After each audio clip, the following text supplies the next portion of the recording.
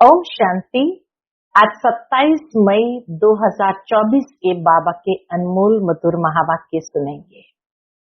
आज की बाबा की मुरली है ज्ञान, योग, धारणा और सेवा। बाबा कहे, बुद्धि को सदा ज्ञान रत्नों से भर के रखो। याद और सेवा दोनों का बैलेंस बहुत जरूरी है। और तुम बच्चों को धारणा यही करनी है, नींद को जीतने वाले बनना है और जीते जी मरना है। बाबा कहे, जितना तुम यहाँ जीते जी मरने का अभ्यास करते हो तो सतयुग में अमर भव के वरदान के अधिकारी बन जाते। अर्थात वहां काल कभी भी अचानक आकर के अपनी बाहों में समाएगा नहीं। काल पर जीत प्राप्त कर लोगे, स्व इच्छा से देह को त्याग करोगे। वहां सतयुग में किसी को भी अकाले मृत्यु नहीं होती है। ये तो बाबा कहे, रावण राज्य में अकाले मृत्यु आती है क्योंकि मनुष्य ने काल पर जीत नहीं पाई है। तो सुनते हैं आज के बाबा के अनमोल मधुर महावाक्य। ओम शांति। मीठे बच्चे, याद में रहकर भोजन बनाओ तो खाने वाले का हृदय शुद्ध हो जाएगा। तुम ब्राह्मणों का भोजन बहुत ही शुद्ध होना चाहिए। आज की मुरली से प्रश्न है, सतयुग में तुम्हारे दर पर कभी भी काल नहीं आता है, क्यों? उत्तर, क्योंकि संगम पर तुम बच्चों ने बाप द्वारा जीते जी मरना सीखा है। जो अभी जीते जी मरते हैं उनके दर पर कभी काल नहीं आ सकता है। तुम यहाँ आए हो मरना सीखने। सतयुग है अमरलोक, वहां काल किसी को खाता नहीं। रावण राज्य है मृत्यु लोक, इसीलिए यहाँ सभी की अकाले मृत्यु होती रहती है। ओम शांति। मीठे मीठे बच्चे प्रदर्शनी देखकर आते हैं तो बुद्धि में वही याद रहनी चाहिए। हम कैसे शूद्र थे, अब ब्राह्मण बने हैं, फिर देवता, सूर्यवंशी, चंद्रवंशी बनेंगे। यह संगम योगी मॉडल प्रदर्शनी में रखना है। बाबा कहे, ये संगम योगी मॉडल प्रदर्शनी में रखना है। कलयुग और सतयुग के बीच का अब यह है संगम युग। प्रदर्शनी में एक चित्र भी बनाते थे और ऐसा स्टॉल भी रखते थे कि जिसमें दिखाया कि कलयुग पूरा हो रहा है, वहां से नर नारी आ रहे हैं, यज्ञ है तो यज्ञ के अंदर अपनी सारी बुराइयां स्वाहा करते हैं और फिर पुरुष में से उत्तम पुरुष लक्ष्मी नारायण बनकर के स्वर्ग में जाते हैं। तो इसलिए बाबा कहे, कलयुग और सतयुग के बीच में अब यह है संगम युग। तो संगम युगी मॉडल बीच में हो, उसमें 15-20 सफेद पोष वाले बिठाने चाहिए। तपस्या में 2 को ही बिठाया, इसीलिए बाबा कहे उसमें 15-20 ऐसे सफेद पोष वाले बिठाना चाहिए। जैसे सूर्यवंशी दिखाते हैं तो चंद्रवंशी भी दिखाना पड़े। ऐसे बनाना है जो मनुष्य समझ जाए कि यही तपस्या कर ऐसा बनते हैं। जैसे तुम्हारे शुरू में चित्र भी है, साधारण तपस्या के और भविष्य राजाई पद के। ये भी बाबा ने यज्ञ के अंदर खास चित्र निकलवाया था। एक सादे ड्रेस का सफेद वस्त्र में और दूसरा दैवी पोशाक में, राजाई पोशाक में। तो हर एक दादियों का, हर एक का ऐसा चित्र जरूर निकाला है। आप लोगों ने देखा होगा शायद कहीं न कहीं, जानकी दादी का, गुलजार दादी का, ब्रह्मा बाबा का, मम्मा का, तो साधारण तपस्या के और भविष्य राजाई पद के, वैसे यह भी बनाना पड़े। दादियां सुनाती थी कि बाबा ने ये चित्र इसीलिए बनवाए थे ताकि नशा रहे और स्मृति रहे कि ये हम है अभी और हमें जाकर यह बनना है। तो तुम समझा सकेंगे कि यह वह बनते हैं। दिखलाना भी एक्यूरेट है। हम ब्रह्मा कुमार कुमारियां राजयोग सीख कर ये बनते हैं, तो संगम युग भी जरूर दिखाना पड़े। तुम बच्चे देखकर आते हो तो सारा दिन वह नॉलेज बुद्धि में रहनी चाहिए, तब ही ज्ञान सागर के बच्चे तो मास्टर ज्ञान सागर कहला सकते हो। अगर ज्ञान ही बुद्धि में न रहे तो ज्ञान सागर थोड़ी कहेंगे। सारा दिन बुद्धि इसमें ही लगी रहे तो फिर बंधन भी टूटते जाए। जितना बुद्धि के अंदर ये बातें चलती रहे व्यर्थ समाप्त हो जाएगा, तो बाबा के बंधन भी टूटते जाए। हम अभी ब्राह्मण हैं, फिर देवता बनते हैं। अगर अच्छी रीति पुरुषार्थ नहीं करेंगे तो क्षत्रिय कुल में चले जाएंगे, वैकुंठ देख भी नहीं सकेंगे। त्रेता युग में चले गए तो वैकुंठ देख भी नहीं सकेंगे। मुख्य तो है ही वैकुंठ, वंडर ऑफ वर्ल्ड सत्युग को कहा जाता है। इसीलिए पुरुषार्थ करना है। तुम्हारे दोनों चित्र होने चाहिए, वह रंगीन ड्रेस व गहनों आदि से सजाया हुआ और वह तपस्या का, तो वह समझेंगे यही सूक्ष्म वतन में बैठे हैं। ड्रेस तो बदल सकते हैं, फीचर्स तो बदल नहीं सकेंगे। वह हुआ अपवित्र प्रवृत्ति मार्ग, वह पवित्र प्रवृत्ति मार्ग, जिससे समझे कि यह स्थापना कर रहे हैं। यही फिर वह बनते हैं। जो मेहनत करेगा वही पाएगा। ब्राह्मण बनने वाले तो बहुत है ना। इस समय तुम थोड़े हो, दिन प्रतिदिन वृद्धि को पाते रहेंगे। साकार बाबा के सामने तो बहुत थोड़े थे, लेकिन बाबा ने यही वरदान दे दिया कि चलते चलते दिन प्रतिदिन वृद्धि को पाते रहेंगे। सारा सृष्टि चक्र कैसे फिरता है, बुद्धि में है। हम तपस्या कर रहे हैं, फिर यह बनेंगे। इसको ही कहा जाता है स्वदर्शन चक्रधारी हो बैठना, क्योंकि बुद्धि में तो सारी नॉलेज है। हम क्या थे, अब फिर क्या बनते हैं। स्टूडेंट टीचर को तो जरूर याद करेंगे, तुमको भी बाप को याद करना है। याद की यात्रा से ही पाप कटते हैं, आत्मा पवित्र हो जाती है, तो फिर शरीर भी पवित्र मिलता है। जो शूद्र से ब्राह्मण बनते हैं वही फिर देवता बनते हैं। इसका जितना बड़ा मॉडल हो अच्छा है, क्योंकि लिखना भी पड़ता है संगम योगी पुरुषोत्तम बनने वाले ब्राह्मण। अभी तुमको बाप बैठ पढ़ाते हैं, ऊपर में शिव बाबा का भी चित्र है जो तुमको पढ़ाते हैं। तुम यह बनते हो, यह ब्रह्मा भी तुम्हारे साथ है। वह भी सफेद पोषधारी स्टूडेंट है, वह भी सफेद पोषधारी स्टूडेंट है।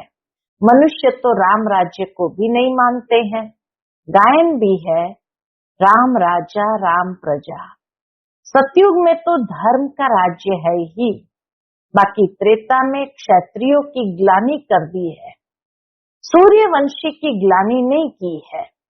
तो यह भी लिखना पड़े राम राजा राम प्रजा, बसे नगरी जिए दाता, धर्म का उपकार है। वह भी सेमी स्वर्ग है, क्योंकि 14 कला है ना, वहां ऐसी ग्लानि की बातें होती नहीं। उनको क्लियर कर दो हम क्या बन रहे हैं।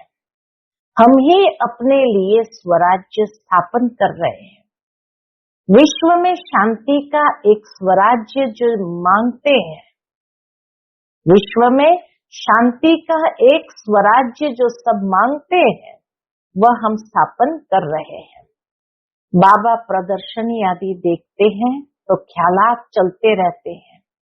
तुम बच्चे घर जाएंगे तो फिर ये सब बातें भूल जाएंगे, परंतु ये सब बुद्धि में याद रहना चाहिए। ऐसे नहीं प्रदर्शनी से बाहर निकले और खेल खलास। अच्छे अच्छे बच्चे जो पुरुषार्थी है उनकी बुद्धि में टपकना चाहिए। बाबा को टपकता रहता है ना, बाबा की बुद्धि में ये ज्ञान टपकता रहता है ना, अर्थात विचार सागर मंथन चलता रहता है। बुद्धि में सारा ज्ञान रहेगा तो बाबा की याद भी रहेगी, उन्नति को पाते रहेंगे। अगर सतो प्रधान नहीं बनेंगे तो फिर सतयुग में नहीं जाएंगे। इसीलिए अपने को याद की यात्रा में पक्का रखना है। तुम राजयोगी हो, तुमको बड़ी जटाएं हैं, महिमा सारी तुम माताओं की है। माताओं के जटाएं बहुत बड़ी है, तो बाबा के तुम राजयोगी हो, तुमको बड़ी जटाएं हैं, महिमा सारी तुम माताओं की है। जटाएं भी नेचुरल है। राजयोगी और योगिनी यह सच्चा सच्चा तपस्या का रूप दिखाते हैं। राजयोगी और योगिन बाबा कहे ये सच्चा सच्चा तपस्या का रूप दिखाते हैं। ये सब समझने की बातें हैं। बाप कहते हैं देह के सब धर्म छोड़ अपने को आत्मनिश्चय करो, बाकी सब देह के संबंध आदि भूल जाओ, एक बात को याद करो। वह तुमको बहुत मालदार बनाते हैं, जीते जी मर जाओ। बाप आकर जीते जी मरना सिखलाते हैं। बाप कहते हैं मैं कालों का काल हूं, तुमको ऐसे मरना सिखलाता हूं जो कभी तुम्हारे दर पर काल न आ सके। वहां तो रावण राज्य ही नहीं, सतयुग में कभी काल खाता नहीं। उनको अमरपुरी कहा जाता है। बाबा तुमको अमरपुरी का मालिक बनाते हैं। यह है मृत्युलोक, वह है अमरपुरी, यह है राजयोग। तुम लिख दो प्राचीन भारत का राजयोग फिर से सिखाया जाता है। जो प्रदर्शनी आदि देखते हैं उनको ख्याल करना चाहिए इसमें और क्या करे जिससे मनुष्य एक्यूरेट समझे। इनमें प्रैक्टिकल बहुत अच्छी समझानी है। यथा राजा रानी तथा प्रजा तो इसमें आ ही जाते हैं। बाप कितना क्लियर कर समझाते हैं। अपने को आत्म समझ बाप को याद करो। मूल जोर रखना चाहिए इस पर, याद पर। विश्व में पवित्रता सुख शांति कैसे स्थापन हो रही है आकर समझो। तुम अपने लिए ही करते हो, जितनी मेहनत करते हो उतना पद मिलता है, वह भी नंबरवार। यह भी दिखाओ नंबरवार कैसे कैसे बनते हैं। प्रजा भी दिखाओ, तो शाहूकार प्रजा, सेकंड ग्रेड थर्ड ग्रेड प्रजा भी दिखाओ। तो शाहूकार प्रजा, सेकंड ग्रेड थर्ड ग्रेड प्रजा भी दिखाओ। ऐसे एक्यूरेट बनाओ जो अच्छी रीति समझा सको। मेहनत तो करनी ही है, समय बाकी थोड़ा है। ज्ञान है ही तुम्हारे लिए। तुम प्रदर्शनी में ऐसा समझाओ जो मनुष्य समझे। हमको एक बात को ही याद करना है, तभी हम यह बन सकेंगे, नहीं तो फिर भक्ति मार्ग में आ जाएंगे। तुम महारथी बच्चे हो तो तुम्हारी बुद्धि चलती है। मेल्स भी अच्छे अच्छे हैं। नंबर 1 तो है जगदीश जो मैगजीन बनाते हैं। ब्रज मोहन को भी लिखने का अच्छा शौक है, शायद तीसरा भी कोई निकल आए। हर एक बात तुम क्लियर करते जाएंगे दिन प्रतिदिन। बाबा के समय विशेष मुख्य भाई थे तो बाबा उनको याद भी करते। फिर बाबा कहे हर एक बात तुम क्लियर करते जाएंगे दिन प्रतिदिन। बाप ज्ञान का सागर है, उस परम आत्मा में ज्ञान तो भरा हुआ है। जैसे गीत सुनते हो, सारा रिकॉर्ड भरा हुआ है। यह भी ऐसे है, बाप के पास जो माल है वो मिलता रहेगा ड्रामा अनुसार। ये बच्चों की बुद्धि में चलना चाहिए। बल कुछ काम काज करो, हाथ से भोजन बनाओ, बुद्धि शिव बाबा के पास हो। ब्रह्मा भोजन भी पवित्र चाहिए। ब्रह्मा भोजन सो ब्राह्मणों का भोजन। ब्राह्मण जितना योग में रह बनाते हैं उतनी उस भोजन में ताकत आती है। गायन है कि देवताएं भी ब्रह्मा भोजन की बहुत महिमा करते हैं, जिससे हृदय शुद्ध होता है। तो ब्राह्मण भी ऐसे होने चाहिए। अभी नहीं है। अभी अगर ऐसे बन जाए तो तुम्हारी बहुत वृद्धि हो जाए, परंतु ड्रामा अनुसार धीरे धीरे वृद्धि को पाना है। ऐसा भी ब्राह्मण निकलेगा जो कहेगा हम बाबा की याद में रह भोजन बनाते हैं। बाबा चैलेंज देते हैं ना, ऐसा ब्राह्मण हो जो योग में रह भोजन बनाए। भोजन पवित्र होना चाहिए। भोजन पर बहुत मदार है। बाहर में बच्चों को नहीं मिलता है, इसलिए यहाँ आते हैं। बच्चे तो भोजन से भी रिफ्रेश होते हैं।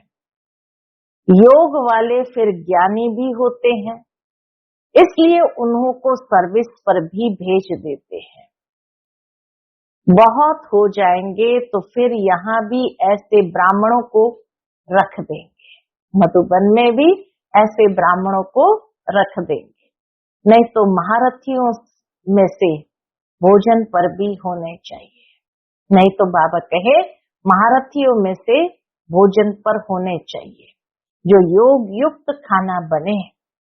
देवताएं भी समझते हैं हम भी ब्रह्मा भोजन खाकर देवता बने हैं, तो रुचि से तुम्हारे साथ मिलने के लिए आते हैं।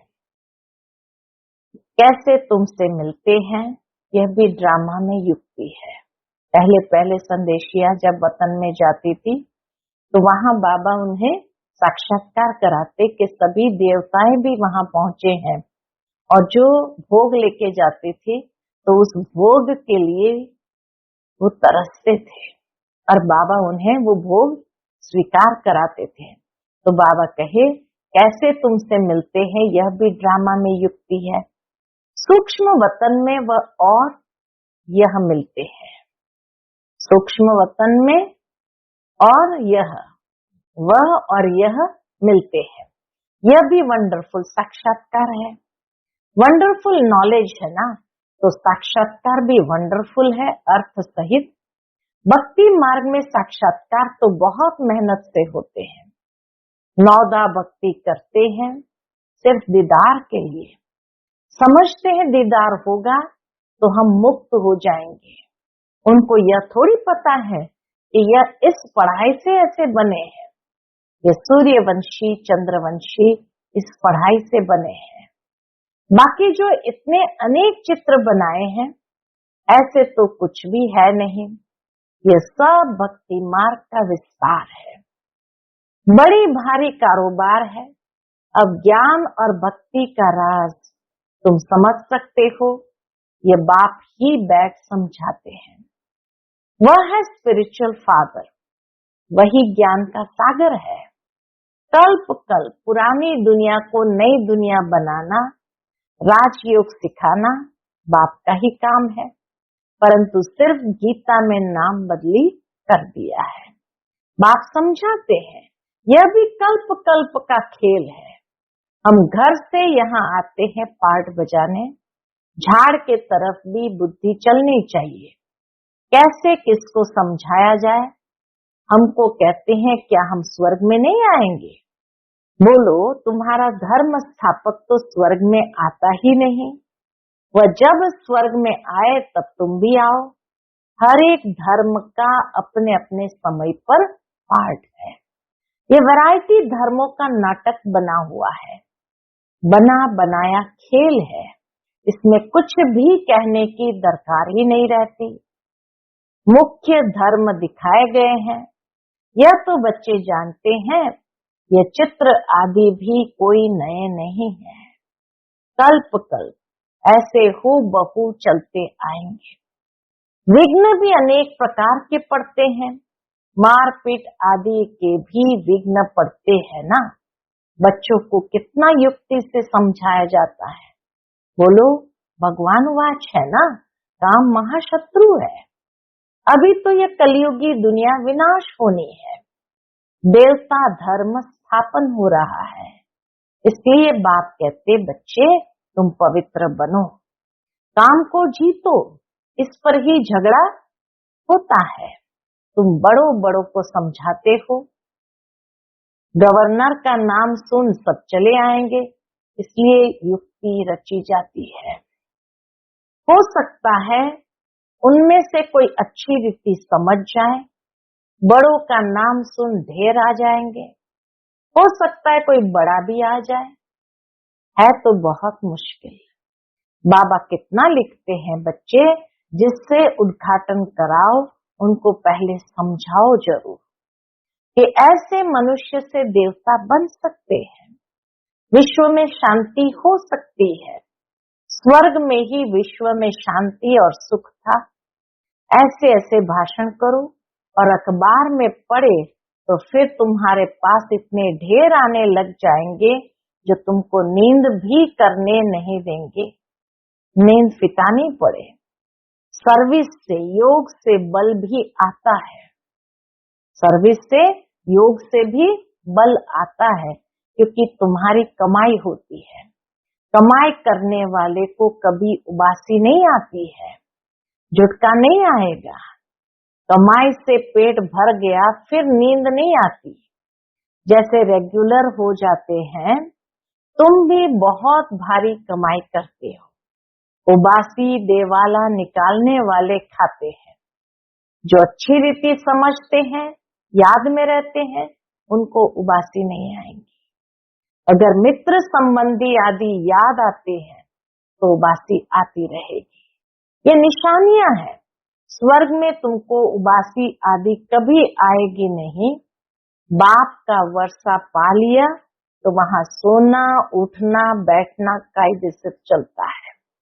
एक्यूरेट आत्मा लीवर बन जाती है। लीवर घड़ी होती थी तो एक्यूरेट चलती है, तो एक्यूरेट आत्मा लीवर बन जाती है। अभी सिलेंडर बने हो, एक सिलेंडर घड़ी एक लीवर घड़ी होती थी पहले के जमाने में। सिलेंडर घड़ी आगे पीछे हो जाती थी, लेकिन लीवर घड़ी एक्यूरेट चलती थी। तो बाबा कहे अभी सिलेंडर बने हैं, उनको लीवर बनाना है। लीवर सिलेंडर ये घड़ियों के नाम है। ऐसा कोई बना सकता है? कोई नहीं बना सकता। अच्छा, मीठे मीठे सिकिलते बच्चों प्रति माता पिता बाप दादा का याद प्यार और गुड मॉर्निंग। रूहानी बाप की रूहानी बच्चों को नमस्ते। हम सभी रूहानी बच्चों की रूहानी माता पिता बाप दादा को याद प्यार गुड मॉर्निंग और नमस्ते नमस्ते। शुक्रिया बाबा, शुक्रिया।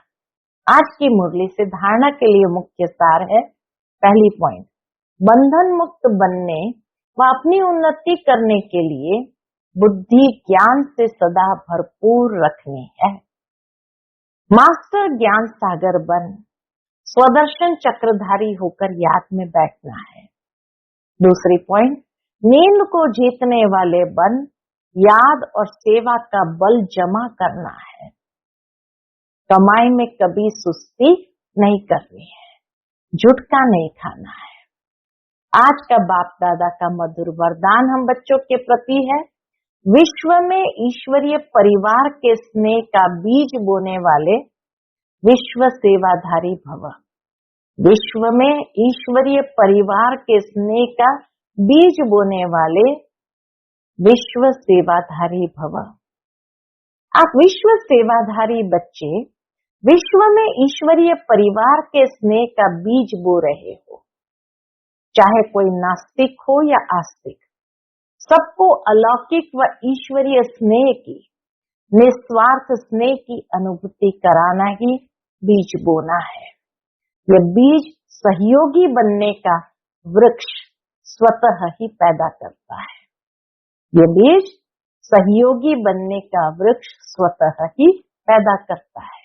और समय पर सहज योगी बनने का फल दिखाई देता है। सिर्फ कोई फल जल्दी निकलता है और कोई फल समय पर निकलता है। आज का स्लोगन है, भाग्य विधाता बाप को जानना, पहचानना और उनके डायरेक्ट बच्चे बन जाना, ये सबसे बड़ा भाग्य है। भाग्य विधाता बाप को जानना, पहचानना और उनके डायरेक्ट बच्चे बन जाना, ये सबसे बड़ा भाग्य है। अच्छा, ओम शांति।